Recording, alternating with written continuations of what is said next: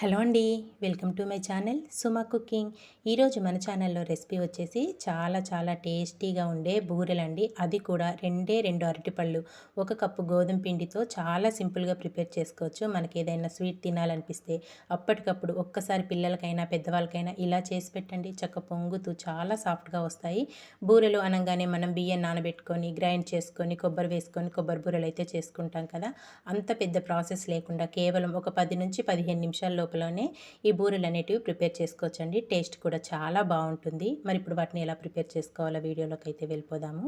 దానికోసం ఫస్ట్ ఇక్కడ ఒక బౌల్ తీసుకొని దాంట్లోకి నేను ఒక 2 అరటిపళ్ళని చిన్న ముక్కలుగా కట్ చేసుకొని వేసేసుకోవాలి.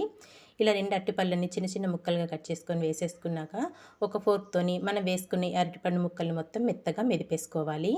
ఒక గరిటెతోనైనా లేదంటే స్పూన్తోనైనా నేను వీడియోలో చూపిస్తున్న విధంగా మెత్తగా మెదిపేసుకోవాలండి. చక్క సాఫ్ట్గా అయ్యే విధంగా ఇలా కలిపేసుకోవాలి అరటిపళ్ళు ముక్కల్ని. తర్వాత ఇందులోకి 1 కప్పు వరకు గోధుమ పిండిని వేసుకోవాలి. మనము ఏ కప్పుతోనైతే గోధుమ పిండి వేసుకున్నామో ఆ కప్పుతోని హాఫ్ కప్పు కంటే కొంచెం తక్కువగా బెల్లాన్ని అయితే వేసేసుకోండి. బెల్లాన్ని గ్రేట్ చేసుకొని వేసేసుకోండి, తొందరగా కరిగిపోతుంది. ఒక 2 టేబుల్ స్పూన్ల వరకు బియ్య పిండి కూడా వేసేసుకోవాలి. ఇలా వేసేసుకున్నాక దీంట్లోకి వచ్చేసి ఒక్క చిటికెడు సాల్ట్ అనేది వేసుకోండి. మనం ఏ స్వీట్ చేసినా కానీ లైట్గా సాల్ట్ వేసుకుంటే ఆ స్వీట్ టేస్ట్ అనేది మరింత రుచిగా ఉంటుంది. ఇందులోనే ఒక పావు టీ స్పూన్ వరకు వంట సోడా కూడా వేసేసుకొని ఇదంతా ముందు ఒకసారి బాగా మిక్స్ చేసేసుకుందామండి. మనము బెల్లం వేసుకున్నాం కదా, బెల్లం పిండి అలాగే బియ్య పిండి వేసుకున్నాం కదా, ఇవన్నీ ఒక్కసారి ముందు కలుపుకున్నాక దీంట్లోకి మనము ఏ కప్పుతోనైతే గోధుమ పిండి తీసుకున్నామో అదే కప్పుతో 1 కప్పు వరకు వాటర్ యాడ్ చేసుకోవాలి.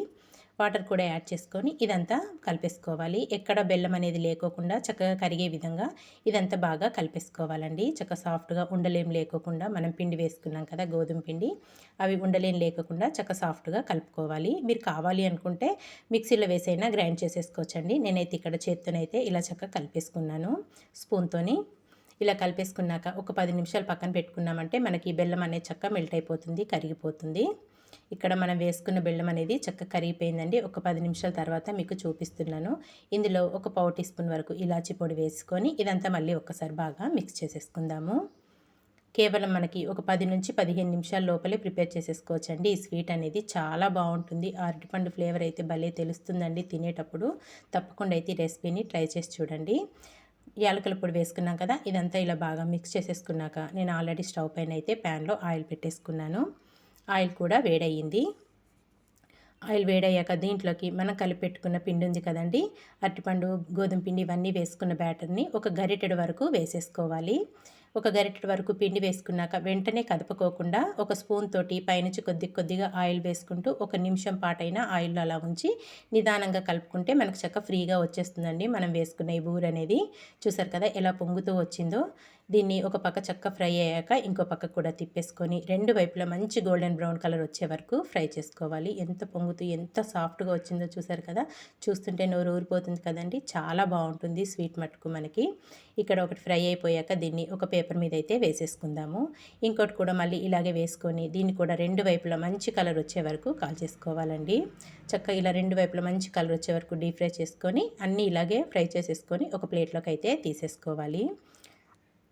ఇక్కడ నేను అన్నీ ఇలాగే ఫ్రై చేసేసుకొని చక్కగా డీప్ ఫ్రై చేసుకొని ఒక ప్లేట్లోకి అయితే సర్వ్ చేసేసుకుంటున్నాను. ఇంతే అండి, చాలా సింపుల్గా టేస్టీగా స్వీట్ తినాలి అనిపిస్తే అప్పటికప్పుడు ఒక 10 నిమిషాలతో 2 అరటిపళ్ళు కప్పు గోధుమ పిండితో ఒక్కసారి బూరెలు అనేటివి ఈ విధంగా ప్రిపేర్ చేసి పెట్టండి. ఇంట్లో వాళ్ళందరికీ నచ్చుతాయి, పిల్లలు కూడా చాలా ఇష్టంగా తింటారు. ఒకటి చూపిస్తున్నాను చూడండి, ఎంత సాఫ్ట్గా వచ్చిందో, ఎంత గుల్లగా వచ్చిందో.